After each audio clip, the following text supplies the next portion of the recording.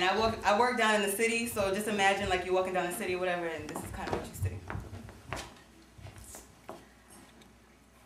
A well-dressed man, cleanly cut, about 35, calmly walked down the sidewalk. He wore a two-piece business suit, Kenneth Cole shoes, and a brown top hat with a green-tinted feather hanging from the side brim. His hair complemented his dark tan, and his stern yet complacent smirk reminded me of the Grinch who stole Christmas.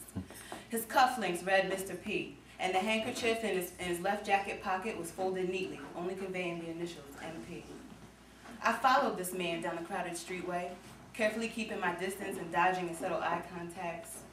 After about 5 minutes of sidling behind him, I began losing interest in this adventure.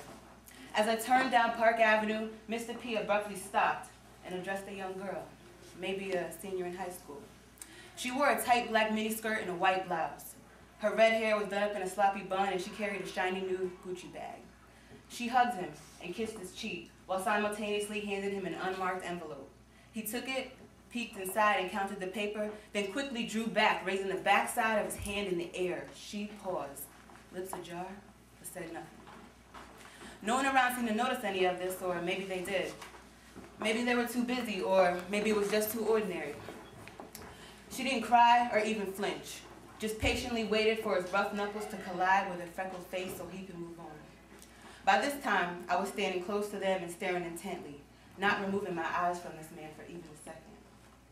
He shouted a few words while frantically pointing at the contents in the envelope, or rather lack thereof, glanced at his Rolex, spit in the gutter, and then pushed her off the sidewalk and into the street and mumbled, "Now that's where you belong. The sidewalk is for Mr. P, and Mr. P only." He then moved on as if no one saw him, as if he didn't see me. The girl casually stepped back onto the sidewalk, trying to grimace at me through a red with shame face, and then walked away too. There was nothing left but for me to leave as well.